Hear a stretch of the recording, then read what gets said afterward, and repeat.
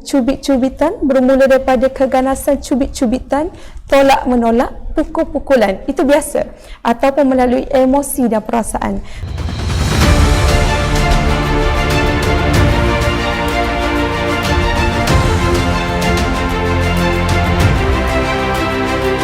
Bismillahirrahmanirrahim. Assalamualaikum warahmatullahi taala wabarakatuh. Bertemu lagi kita dalam segmen Suara Hati Wanita. Rancangan ini dibawakan khas oleh USWA, iaitu Urus Setia Wanita Terengganu.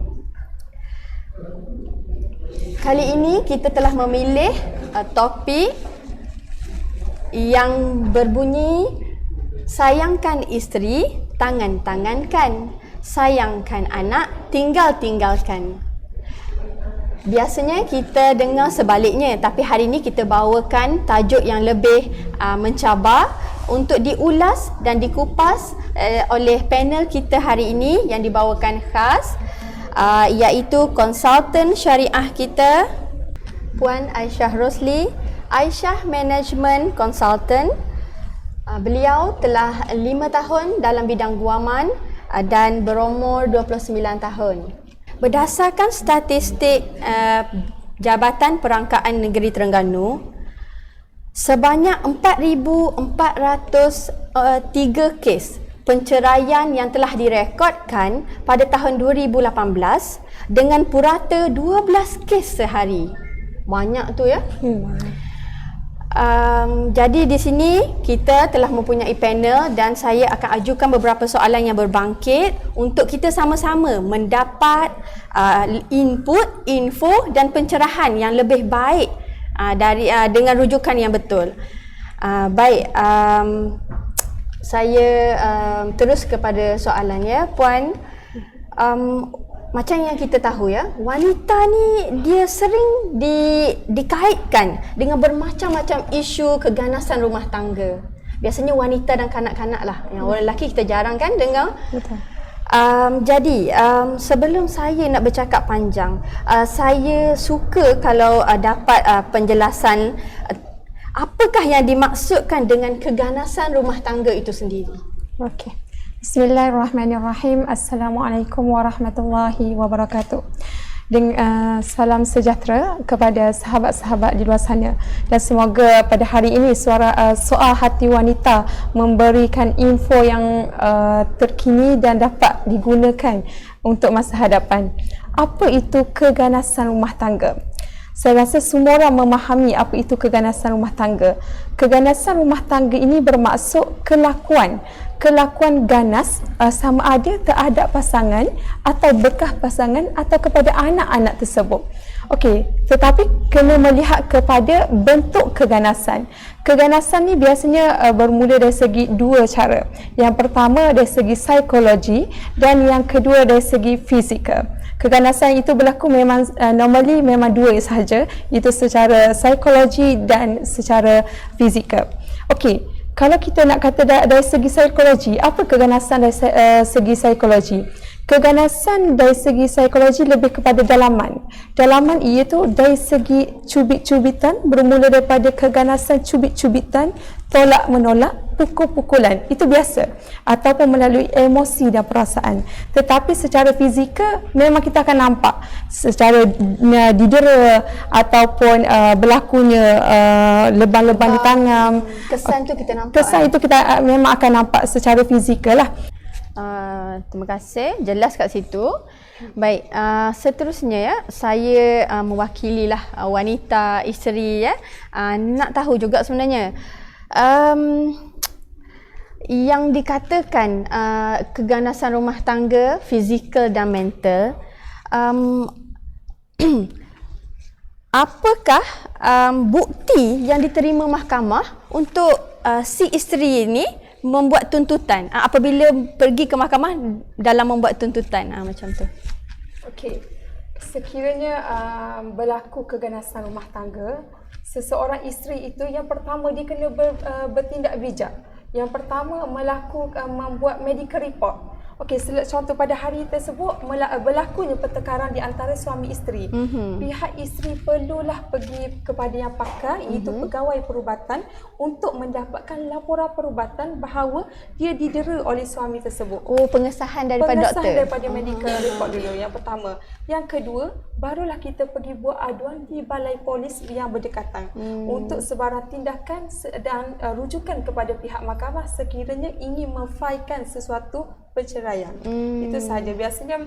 Dan yang ketiga, kita juga boleh merujuk kepada pejabat kebajikan untuk mendapat bahagian emergency protection order, bahawa kita dalam keadaan dalam sesebuah rumah tangga itu telah berlaku keganasan rumah tangga. Biasanya 3 institusi tersebut terlibat. Oh, macam tu. Baik, jika si isteri itu dalam keadaan ketakutan, diugut atau diancam bersama anak-anak, itu kategori mana? Itu lebih kepada psikologi. Okey, contohnya macam saya katakan tadi bahawa keganasan rumah tangga berlaku dalam 2 kategori ataupun dalam 2 bentuk. Yang pertama psikologi. Contoh dalam sesebuah rumah tangga. Okey, ayam tolong masak tetapi tak sesedap ataupun yang dimohon oleh mahkamah oleh pihak suami. Bapa ni tak dok garang, bapa dok cukup garang. Jadi ia akan mengeluarkan satu kata maki hamu. Contohnya, mu ni bodoh ke, dok tahu ke pasal ni. Jadi sesuatu perkataan itu kita nampak mudah tetapi memberi kesan dalaman kepada seorang isteri. Jika berlarutan, seseorang isteri itu boleh membuat down kan? Betul. Boleh memberi kepada dalaman tersebut. Jadi kalau psikologi, cara macam mana kita nak buat tuntutan? Sebab bukti fizikal tak ada. Okey. Kalau berlakunya keganasan rumah tangga melalui psikologi, yang pertama, pihak isteri perlulah merujuk kepada yang pakar. Seperti saya memberitahu sebentar tadi, merujuk kepada yang pakar dan pakar akan memberitahu bahawa kita, seorang isteri ini mengalami psikologi dari segi mana. Oh, psikiatris lah. Betul. Dari segi dalaman secara terus atau macam mana. Dan selepas itu, report yang dikeluarkan boleh digunakan pakai oleh seorang isteri untuk membuat apa-apa tuntutan perceraian di mahkamah. Baik. Sekarang baru saya faham. Tadi macam tu saya tanya sekali lagi ya. Terima kasih. Baik, seterusnya ya Puan. Apakah wujud peruntukan untuk satu perintah injaksi melarang suami daripada menghampiri isteri dan anak-anak dalam menghalang suami melakukan sesuatu di luar kawalan sepanjang tempoh perbicaraan berlangsung? Okey. Menjawab persoalan yang dikemukakan, contoh seorang isteri membuat permohonan secara fasah ataupun tuntutan fasah di mahkamah syariah. Dalam sepanjang prosiding tersebut, pihak isteri memohon satu injaksi ataupun tegahan untuk suami tidak mengganggu sepanjang prosiding berlaku.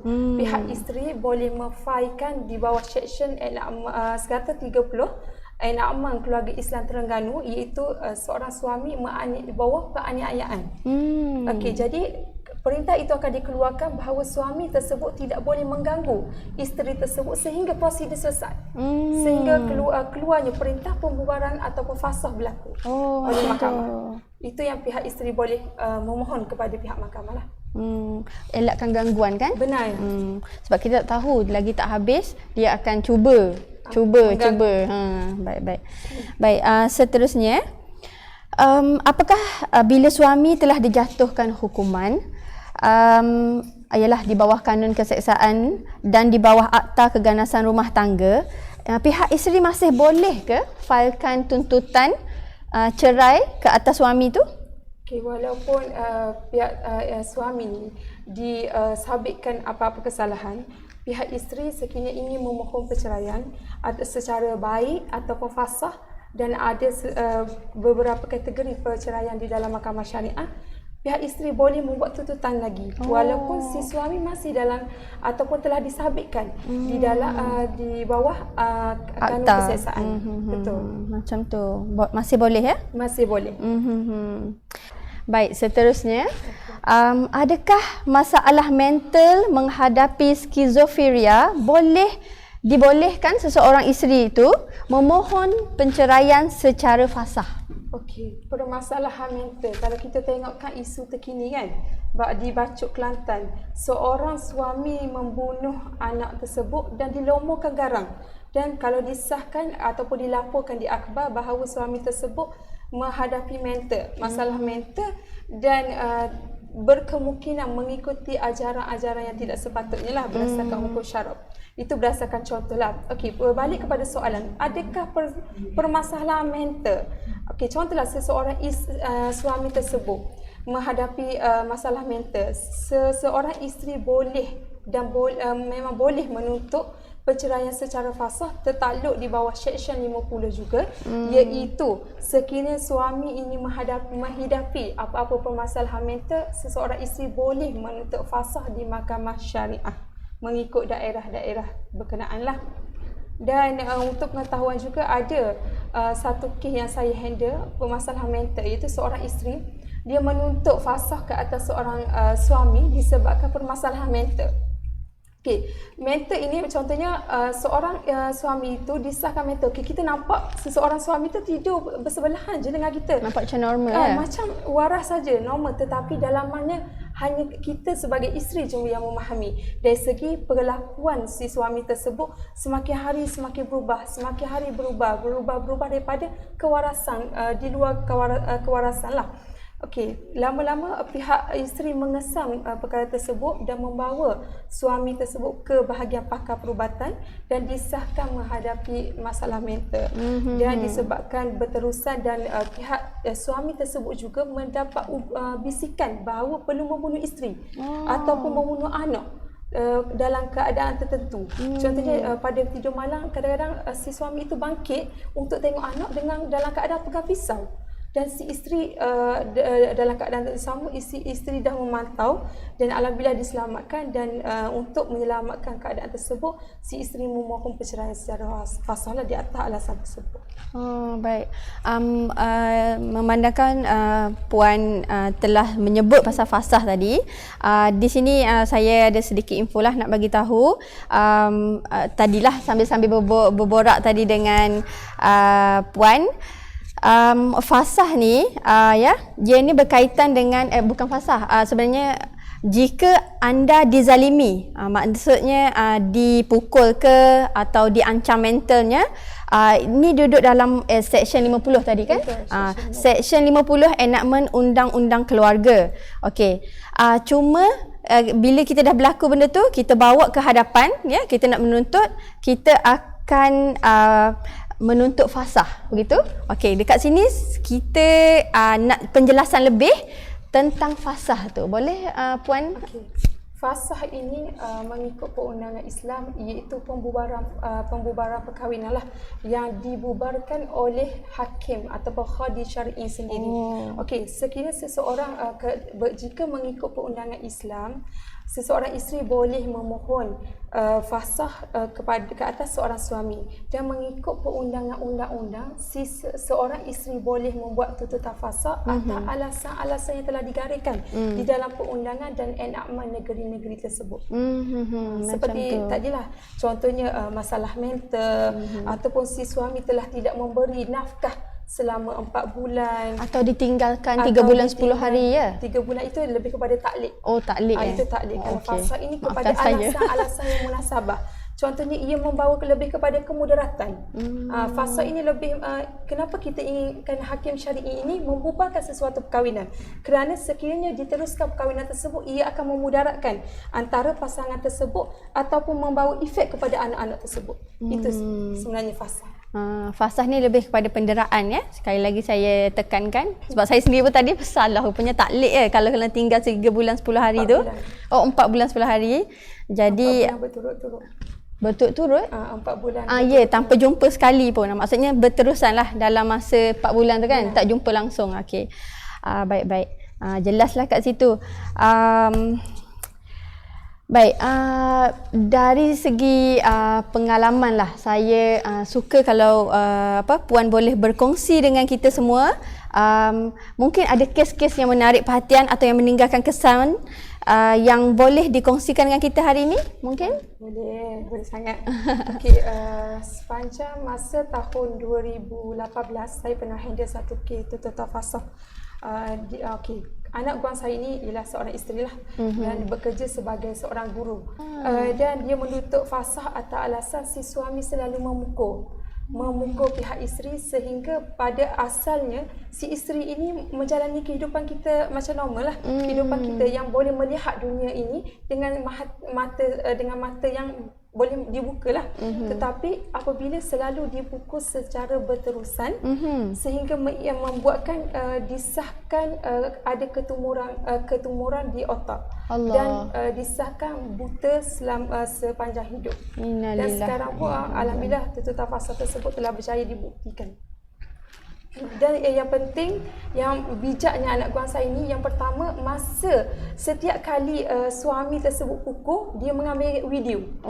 Tetapi suami tersebut tidak sedar. Dan yang kedua, iaitu dia membuat medical report. Dia membuat medical cepat-cepat report. Buat sebab masa itu takut kesan hilang. Kena cepat-cepat dipukul tu, terus esok tu dia nak pergi bekerja. Dalam tempoh masa rehat mungkin dia pergi buat medical report. Selepas itu dia membuat aduan kepada polis. Membuat aduan kepada pihak polis tidak bermakna pihak polis terus ambil tindakan. Dan ia juga aduan polis ini boleh diguna pakai untuk apa-apa tindakan, untuk apa-apa rujukan. Kita simpan je dulu. Bukannya bermaksud kita buat aduan terus pada hari ini polis buat tindakan, tidak. Itu mungkin untuk berhati-hati dia akan masa akan datang. Itu saja. Oh, macam tu. Dahsyat juga ya kes-kesnya. Nak jadi lawyer ni kena kental sebelum kita tak tahu anak guam yang datang tu macam mana. Jadi kita macam lawyer, saya taklah ya. Puan lawyer kita mesti seorang yang kuat lah untuk sebab lawyer ni selain pada menyelesaikan masalah dan memberi solusi, juga penasihat lah kan. Automatik akan jadi penasihat. Orang yang datang pada kita mungkin dia datang pada kita tu mungkin sebaya ibu kita, kakak kita, adik kita. Jadi kat situ kata 3 in 1 lah. Lawyer pun dia, counselling pun dia, persaudaraan kat situ pun boleh terjalin kan. Saya rasa setakat tu je soalan untuk kali ni. Bolehlah kalau Puan boleh buat konklusi sikit atau nak bagi kata-kata terakhir untuk penonton kita pada hari ini? Okey. Untuk sahabat-sahabat di luar sana, yang pertama kita perlu bijak sebagai seorang isteri ataupun sesiapa sahaja, mungkin bakal isteri. Kita perlu bijak sebelum mendirikan rumah tangga, semasa mendirikan rumah tangga dan selepas mendirikan rumah tangga. Yang pertama, bijak yang pertama apabila berlaku keganasan rumah tangga, sama ada di dalam rumah tangga kita ataupun ahli keluarga kita yang lain ataupun sanak saudara kita, ahli waris dan jiran-jiran kita, kita perlu bertindak bijak. Betul. Yang pertama, buat medical report. Buat medical report ini belum tentu kita nak terus membuat permohonan perceraian di mahkamah. Tetapi untuk kita simpan sekiranya berlaku apa-apa yang memudaratkan kita sendiri. Yang kedua, membuat aduan polis bahawa berlakunya keganasan rumah tangga, tetapi sebagai rujukan dia akan di masa akan datang, bukannya untuk pihak polis mengambil tindakan terus. Sekiranya kita ingin memberi peluang lah kepada pihak suami. Yang ketiga, pergi mendapatkan ataupun mengadu di bahagian kebajikan daerah-daerah berkenaan sekiranya berlaku keganasan rumah tangga. Seperti yang saya ingin showkan kepada sahabat-sahabat di luar sana, yang pertama, jadilah bijak, jangan terus pasrah dan tawakal tanpa usaha yang ada. Contohnya, jangan terlalu, kadang-kadang orang malu untuk buat aduan ataupun medical report ini. Dikatakan ini masalah rumah tangga, kenapa perlu kita ceritakan pada orang lain, kenapa perlu kita heboh-hebohkan, sedangkan perkara itu kita belum tentu tahu mudaratnya macam mana. Oleh itu saya sarankan ataupun syorkan pihak-pihak, sekiranya berlaku rumah tangga, keganasan rumah tangga, berlakulah bijak dan simpanlah apa-apa segala bukti yang boleh kita jadikan apa-apa rujukan di masa akan datang. Itu sahaja. Baik. Bagus sangat perkongsian hari ini. Tak puas sebenarnya, banyak lagi nak tanya. Saya pun tak tahu sangat juga. Banyak lagi nak tanya. Mungkin boleh lepas ni kita kontak ikut WhatsApp kot. Baik. Pada saya, daripada saya sendirilah sebagai kata-kata seorang, saya pun isteri, saya pun orang awam. Perempuan ni jangan takut. Kalau kita di pihak yang betul, kalau kita betul-betul dizalimi, ya, jangan takut. Pertama, cari orang yang betul atau sumber yang betul. Contoh macam pejabat agama ke apa, orang tua kita ke, minta pandangan dia. Kalau kita betul di tempat kita ni betul, barulah kita gagahkan diri. Pergi jumpa orang yang sepatutnya, contoh macam ni lah, peguam. Daripada saya itu saja. Untuk mengulas lebih lanjut, melihat dan mendengar sendiri dari perspektif agama Islam, dengan sukacitanya saya menjemput Ustazah Norzila selaku kaunselor kita pada hari ini untuk merungkai dari kacamata Islam. Dipersilakan.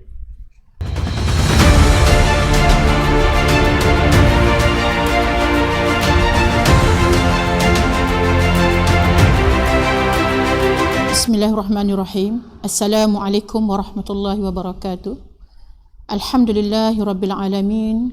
Wassalatu wassalamu ala asyrafil anbiya'i wal mursalin wa ala alihi wa sahbihi ajma'in. Alhamdulillah, terima kasih kepada Peguam Aisyah di atas perkongsian dia tadi. Mudah-mudahan kita golongan wanita bijak untuk membuat sesuatu keputusan, insya-Allah. Tajuk yang kita bincangkan pada tengah hari ini, sayangkan isteri, tangan-tangankan, sayangkan anak, tinggal-tinggalkan. Kita melihat bahawa Islam, Allah Subhanahu Wa Taala menekankan konsep perkahwinan dalam Islam itu adalah bertujuan untuk membentuk generasi murabbi, rabbani lah, generasi rabbani. Bagaimana kita kena faham dan kita kena ketahui bahawa perkahwinan itu adalah fitrah manusia. Berkahwin, semua orang nak berkahwin. Sebab di antara kekuasaan Allah Subhanahu Wa Taala, di antara tanda-tanda kekuasaan Allah Subhanahu Wa Taala, bagaimana Allah Subhanahu Wa Taala menyebut di dalam surah Ar-Rum ayat 21, a'udzubillahi minasyaitonirrajim, wa min ayatihi an khalaqa lakum min anfusikum azwajan litaskunu ilaiha wa ja'ala bainakum mawaddatan wa rahmah inna fi zalika laayatin liqaumin yatafakkarun.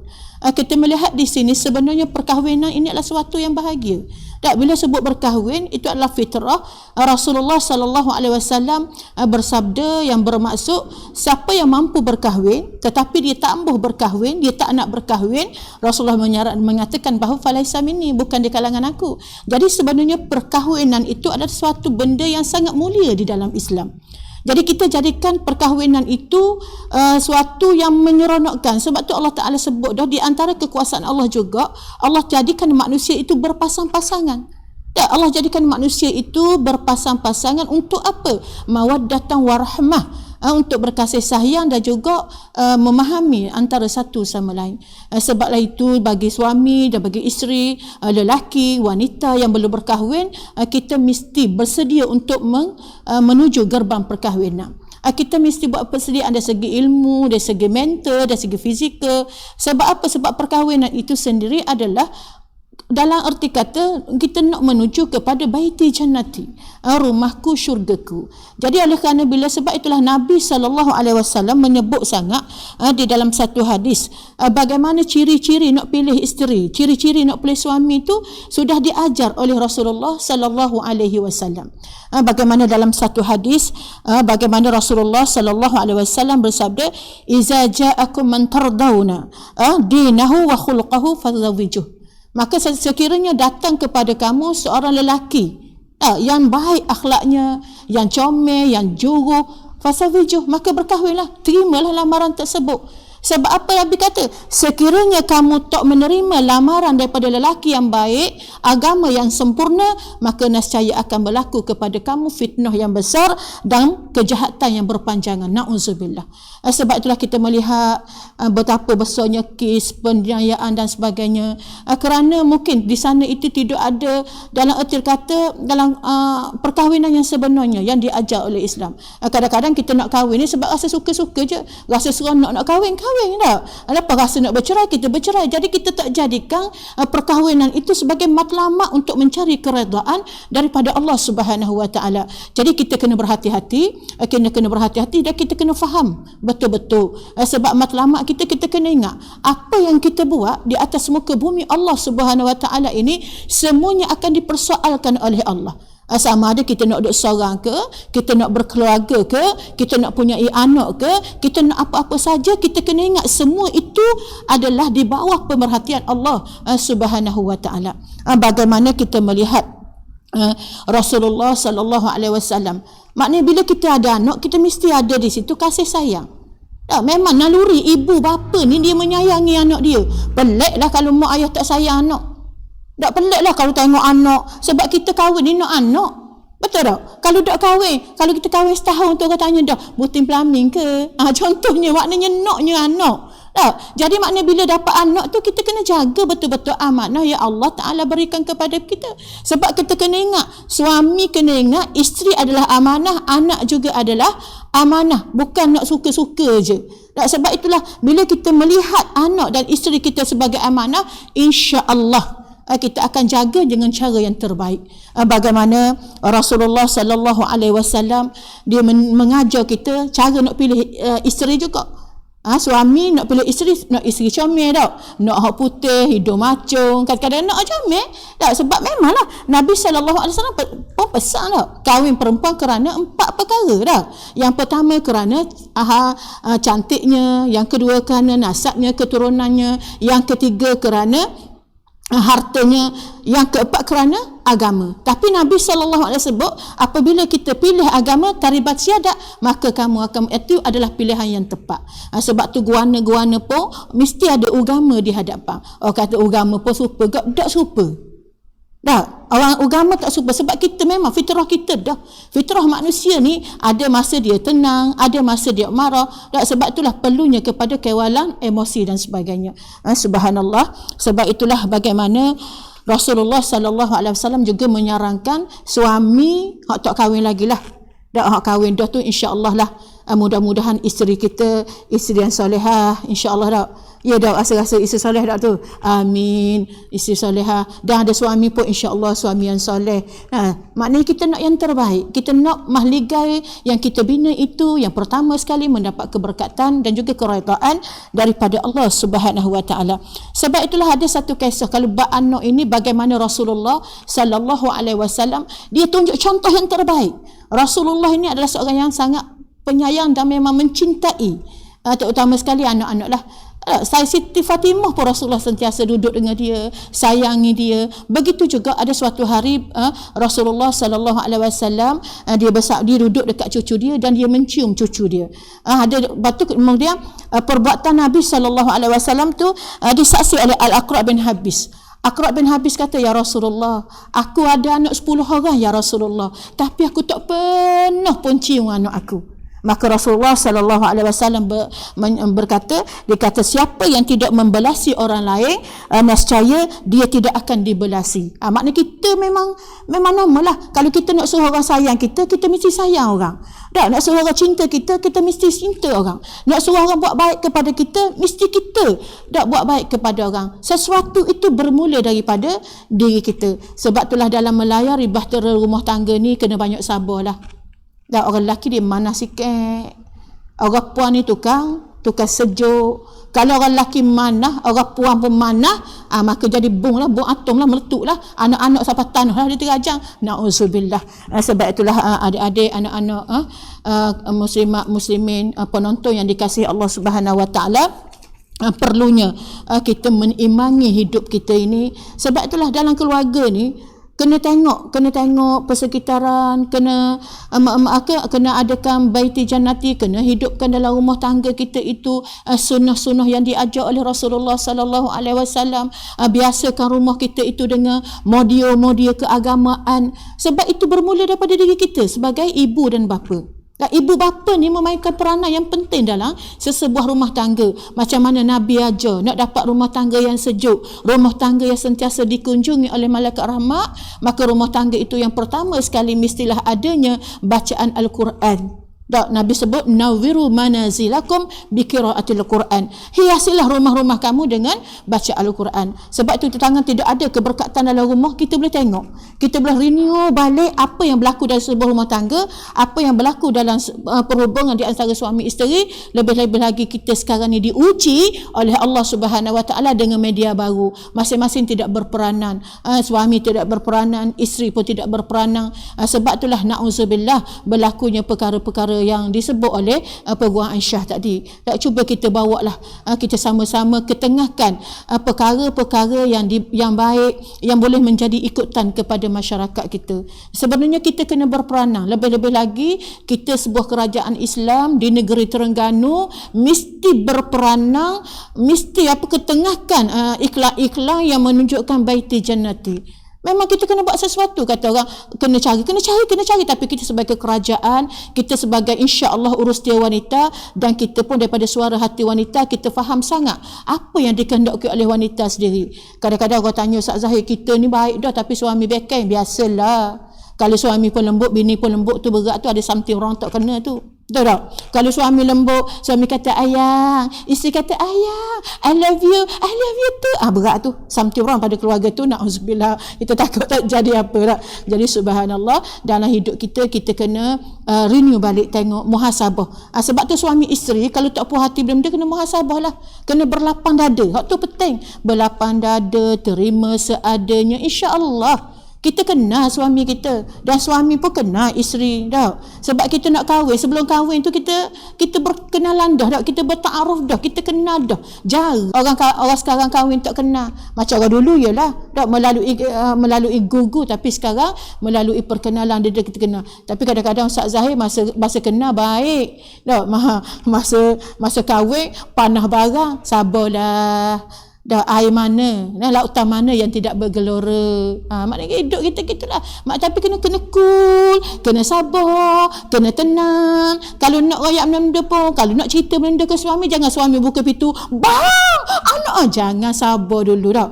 Sabar dulu. Sebab tu orang puan ni memang kena hebat, kena memainkan peranan yang penting. Sebab tu isteri yang solehah ini sebagai penutupnya, bagaimana Rasulullah sallallahu alaihi wasallam, Rasulullah kata, makna tidak ada benda yang paling penting bagi seorang suami selepas dia bertakwa kepada Allah ialah isteri yang solehah, zaujatun solehah. Jadi orang puan ni kena main peranan sungguh. Orang lelaki ni kerah-kerah apa, kita tepuk sikit, kita buat abah sikit, lembek, lalu dah jadi kau minum abah. Maknanya tak abah. Bagaimana ciri isteri yang solehah tu, Nabi SAW sebut dah. Isteri yang soleh itu yang pertamanya, apabila in amaraha ata'athu, bila suami dia suruh dia buat je, dia taat, okey bang, taklah kata duduk sibuk main WhatsApp lagi, nanti jap bang nak balas WhatsApp ni. Itu bukan ciri-ciri isteri yang solehah. Yang kedua ni, wa in nazara ilaiha sarathu, bila suami tengok dia, suami rasa bahagia, suka je suami dah balik kerja ni, sekarang kereta ni muka suami dah nampak, muka isteri dah nampak dah. Mau nampak muka isteri dah, bawa kereta, yang nampak dah baiti ni, dah nampak dah abang nampak baiti ni, dah sabar nak jumpa baiti. Makna sebab apa? Sebab bila tengok, ya Allah bahagianya, tenang rasa, seluruh masalah yang ada di pejabat tu jadi cool dan sebagainya. Kemudian Nabi SAW kata, wa an akasama alaha abaratuhu, bila ada giliran dia berlapang dada. Tak, makna orang ni orang yang bermadu lah, orang madu. Orang madu ni bila ikut giliran, dia reda lah, tak apalah bang, tak apa. Jangan abang duduk rumah bini dua, hello bang, mari balik. No, tidak boleh. Keadilan di situ mesti diwujudkan. Itu ciri isteri yang solehah. Kemudian yang terakhir, ciri-ciri yang solehah yang terakhir, Nabi SAW sebut, wa in ghaba anha hafizathu fi nafsiha wa malihi. Yang keempat, isteri yang solehah, ciri dia, bila suami tak ada, dia jaga harta suami, dia jaga harta suami, dia jaga diri dia, dan dia jaga maruah dia. InsyaAllah lah kita sama-sama mencari keredaan Allah, kita sama-sama mencari yang terbaik, kita sama-sama berlapang dada, kita sama-sama mencari orang tu Kebahagiaan tu milik kita. Kalau kita tak ambil kebahagiaan tu, kita bimbang takut orang lain akan mengambil kebahagiaan itu, na'udzubillah.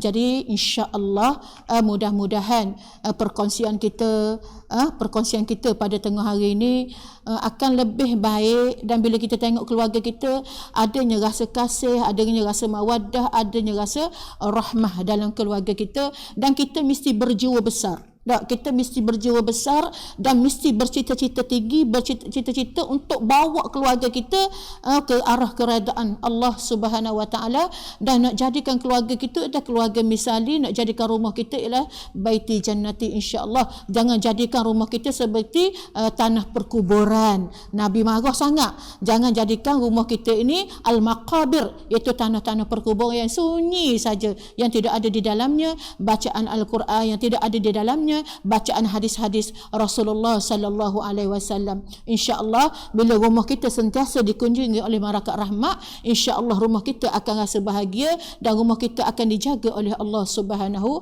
wa taala. Terima kasih sekali lagi kepada Usia Wanita Terengganu di atas undangan untuk kita membincangkan tentang perkara-perkara yang perlu diketengahkan ke dalam masyarakat kita. Insya-Allah kita berharap, dan Ustazah pun berharap, terutamanya khususnya wanita Terengganu, sama-sama kita muhasabah dan kita bawa nama wanita Terengganu ini adalah wanita menjadikan perhiasan dunia yang terbaik, insya-Allah.